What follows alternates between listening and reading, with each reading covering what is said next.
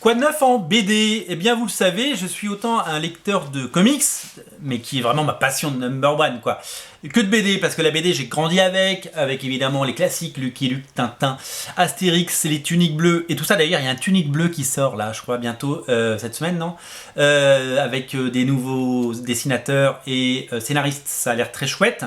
Eh bien, comme je suis un grand fan de bande dessinée, eh bien, j'en lis. Et j'en lis de façon plutôt discrète, parce que je fais pas beaucoup de vidéos. Quand j'ai un vrai coup de cœur, j'en fais une vidéo et vous les voyez. Mais là, je voulais faire une émission d'actualité parce que d'abord, il y en a que je vais vous présenter que je n'ai pas encore lu. Mais je sais qu'il n'y a que du bon.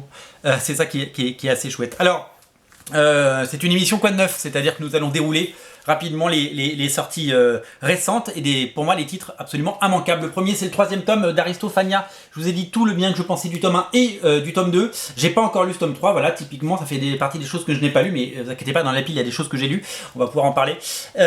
Aristophania qui est évidemment un chef-d'œuvre parce que c'est Xavier Dorizon et Joël Parnotte qui nous régalent. De cette série qui sera en 4 tomes, c'est déjà le tome 3, que le temps passe vite quand on s'amuse. J'ai été séduit dans un premier temps par les qualités graphiques de Joël Parnotte, un dessinateur que je ne connaissais absolument pas, et du coup j'ai même lu Le Maître d'Armes qu'ils ont fait ensemble, qui est très très bien, et que je vous recommande également. Et c'est une histoire vraiment étonnante, parce que Xavier Dorizon, il scénarise très très bien, voilà. Et donc du coup... on va à la découverte, et on suit l'histoire de ces orphelins au destin absolument incroyable, sur fond de magie, sur fond aussi de début de siècle. L'époque est parfaitement retranscrite, notamment graphiquement, c'est très bien, c'est très étonnant. Il y a de la magie, il y a des pouvoirs et il y a évidemment des mystères, plein de mystères qui entourent cette saga. J'ai vraiment adoré les 2 premiers tomes et j'ai hâte de lire ça. Je vais le mettre sur ma table de chevet dès ce soir et dès que j'arrive à me poser, je le lis. Très belle curiosité également pour ceci, une BD de chez Fluide Glacial. Alors Fluide Glacial, moi ça a longtemps été ma bible, hein. J'en ai acheté plein évidemment, les Gottlieb pour commencer, les Maester, et puis après du Edica, et puis après j'ai adoré la génération 90 avec Manu Arsenet, Blutch, Godlet et tous ces artistes, et c'est vrai que j'avais un peu décroché depuis quelques années, et je suis tombé là-dessus. En fait ça aurait pu être un Fluide Glacial comme pas un Fluide Glacial, et bien j'ai décidé de craquer dessus parce que j'ai lu que les bonnes choses, et ça tient toutes ses promesses. Ça s'appelle Jusqu'ici tout allait bien. Le pitch il est génial, c'est une société où d'un coup on oblige tous les gens à porter un caillou, une boule comme ça, comme sur la couverture. Donc du coup les gens s'y plient. Et ça montre un petit peu, parce qu'on est quand même dans une époque où certains disent qu'on nous prive de liberté, et que le confinement, que le couvre-feu, que toutes les mesures qui sont prises pour nous empêcher de vivre, tout simplement, est une atteinte à la liberté, et que finalement il y a une acceptation aussi au fur et à mesure. Il va y avoir un reconfinement, s'il y en a un, on l'acceptera. Que voulez-vous qu'on fasse? On va pas aller se battre, ou peut-être que certains iront, je ne sais pas.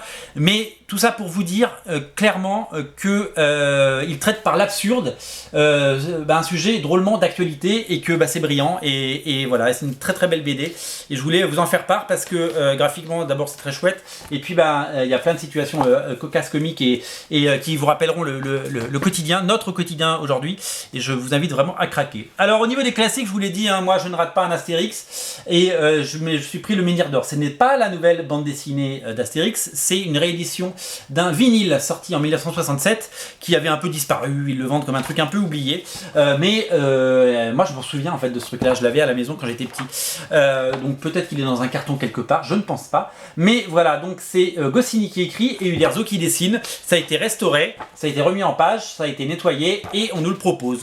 Alors je pense, je l'ai pas encore lu, hein, j'en ai fait l'acquisition ce matin, il faut que je relise évidemment, parce que lire du René Goscinny, c'est évidemment du miel dans les oreilles, du velours pour nos ouïes fines, et donc j'ai très envie de lire ça, parce que je pense qu'il y a un véritable il doit y avoir du jeu de mots en veux-tu en voilà, il doit y avoir de la qualité, il y a des choses vraiment exceptionnelles. Donc voilà, donc ça je l'ai pris parce que je prends tout Astérix, évidemment, et comme qui dit classique dit Lucky Luke, c'est déjà le 9e tome des aventures de Lucky Luke, évidemment après, donc sans Maurice ni Goscinny bien sûr, mais avec Jules, parce qu'il y a eu plusieurs scénaristes, il y a eu Tonino Benacquista, il y a eu Laurent Gérard, et voici Jules, c'est son, je ne sais plus combien de tomes, il était drôle celui d'avant qui se passait à Paris, il était vraiment très chouette, et là pour le coup on est dans une histoire pareille d'actualité, où, alors Lucky Luke il a du bol quand même, parce qu'il a quand même vécu des aventures incroyables, et là il hérite d'une propriété,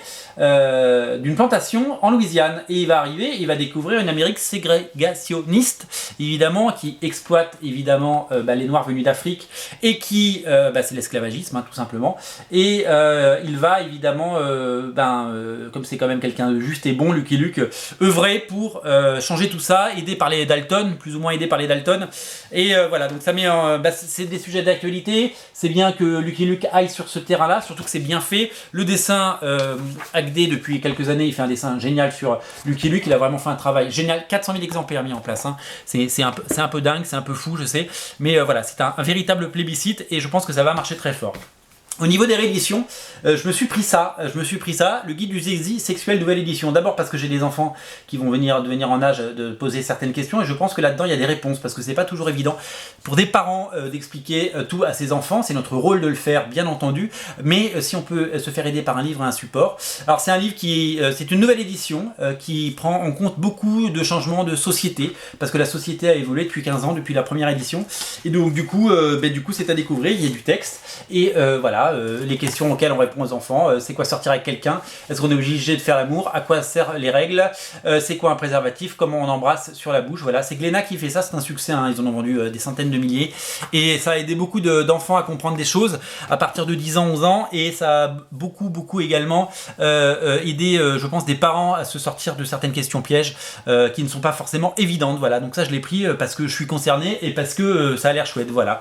Alors, je vous ai dit tout le bien que je pensais dans une émission dédiée de Spirou chez les Soviets, beaucoup d'humour, du talent, le génie de Fabrice Tarin. Je vous invite vraiment à lire Spirou chez les Soviets, c'est une merveille absolue, vraiment, il n'y a pas de mots, j'ai adoré, c'est drôle, c'est fun, c'est riche, ça va vite, il y a de l'action, c'est tout ce qu'on aime chez Spirou, c'est le grand Spirou façon Franquin, mais avec l'humour incroyable de Fred Neddart qui a décidé de rajouter tous les éléments qu'il aime, et c'est vraiment brillantissime. Et au rayon Spirou, je vous invite également à craquer pour La Bête qui vient de sortir, pareil, j'en ai fait une émission dédiée, ça c'est un gros coup de cœur pour le coup, La Bête. La Bête, c'est vraiment génial, c'est une relecture réaliste dans un Bruxelles des années 50-60 de l'apparition du marsupilami, qui n'est plus donc ce personnage un peu fantasque qui sourit bêtement, benoîtement pourrait-on dire. Non, c'est un animal sauvage qu'il faut apprivoiser et qui a été blessé, et donc forcément un animal blessé n'est jamais forcément très amical, et ça nous plonge dans la cruauté des hommes, ça nous plonge évidemment dans une époque juste après la Deuxième Guerre mondiale assez noire, et voilà, regardez ce Bruxelles, ce port complètement sous la pluie, l'ambiance est fabuleuse, le scénario de Zidrou est génial, le dessin de Franck P, pardon, excusez-moi, est exceptionnel, et c'est vraiment un gros coup de cœur parce que cette BD n'a que des qualités, elle est bien faite, bien écrite, elle est remarquablement bien mise en scène, on plonge dedans, c'est drôle, on pleure, il y a tous les sentiments, c'est vraiment fabuleux, et ça je vous invite vraiment à le lire. On termine avec, alors je vais vous montrer une édition que je ne vends pas, c'est quand même incroyable. Il se trouve que je me suis acheté l'édition Canal BD, nos amis de Canal BD, vous savez, ce réseau d'indépendants qui s'unit pour faire des jolies choses. Carbone et Silicium, c'est la nouvelle série de Mathieu Bablé qui touche donc à la science-fiction dans ce récit. Un récit vraiment poignant, un pavé comme à chaque fois, à petit prix, c'est ça qui est fou, il faut le dire. Quel travail Mathieu Bablé, il doit passer des heures sur chaque page, et chaque page est absolument magnifique. Tous les projets qu'il met en scène, eh bien, ce sont des projets ambitieux, des projets qui révolutionnent la bande dessinée, et des projets qui ne laissent pas indifférents. Il y a du talent, il y a du génie. Ce type est incroyable. Déjà, vous êtes très nombreux à avoir déjà lu Shangri-La, évidemment. Shangri-La, c'est sa série qui vraiment a fait de lui une méga star. Disponible en intégrale chez Ankama, évidemment, et en intégrale aussi. C'était sorti en plusieurs tomes. Sa série mythologique, évidemment, qui se passe 1000 ans avant notre ère. Adrasté, bien entendu, sur le mont Olympe. Une histoire, évidemment, empreinte de mythologie et de Dieu. C'est absolument génial. Voilà, comme tout ce que fait Mathieu Bablé. Voilà pour les sorties BD. Donc sur certaines BD, on reviendra dans les prochaines semaines, dès qu'on a du temps pour en parler à fond. Mais je voulais vous signaler toutes ces magnifiques BD que j'ai découvertes parce que c'est quand même incroyable. Elles sont évidemment en vente sur originalcomics.fr. Je vous mets le lien, il y a un rayon BD qui grandit un peu. Alors le rayon BD, comment il fonctionne? Le rayon BD, il fonctionne de la façon suivante. C'est très simple. On m'a dit, ouais, dis donc, tu parles d'une BD et évidemment tu la vends. Non, le truc c'est que j'ai un site de vente et que je vends des BD, je vends des comics. Alors on vend 99,9% de comics, on vend un tout petit peu de manga et un tout petit peu de BD. Ben, c'est juste que moi j'en lis de la BD et quand j'en lis j'ai envie de vous le faire partager. Donc quand je l'ai lu, eh bien je crée la fiche, je les commande chez le fournisseur et je vous les propose. Je vais pas vous parler des BD que je n'ai pas lues, je vais pas vous parler des BD que je n'aime pas, je vais pas mettre en ligne des BD que je n'aime pas. Je dis pas que le Spirou chez les soviets il est meilleur que n'importe quel Spirou de Franquin ou de Tom et Jean-Ry. Je dis juste que j'ai aimé cette BD et qu'elle est cool et qu'il faut la lire.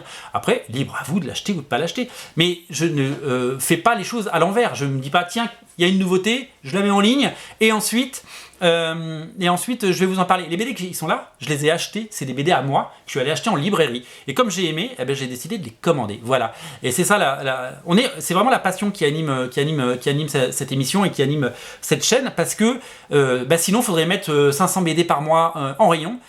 Et chose qu'on ne fait pas, peut-être qu'on y viendra si un jour on devient plus généraliste, mais pour le moment, moi quand j'arrive à vendre 2 Lucky Luke et 2 Astérix alors qu'ils s'en vendent, je vous dis 400 000 pour Lucky Luke, c'est énorme pour nous, parce que à la base on n'est pas un site de ça. Mais si vous êtes un lecteur de comics et de BD et de manga, eh ben vous savez que vous pouvez vous procurer les principaux mangas, pareil on n'a pas tout en manga, hein, sur originalcomics.fr, et que vous pouvez vous procurer les BD coup de cœur. Mais BD coup de cœur, pour le coup c'est du coup de cœur absolu, pur, et ben ici, en cliquant. Voilà, hein, vous allez un petit X-Men, un petit Spirou, et tout le monde est content. On peut lire les deux, on peut aimer les deux, on peut aimer Marvel, on peut aimer DC, on peut aimer les mangas, on peut tout aimer. L'important, c'est de prendre du plaisir. Voilà pour les BD. À très vite, salut.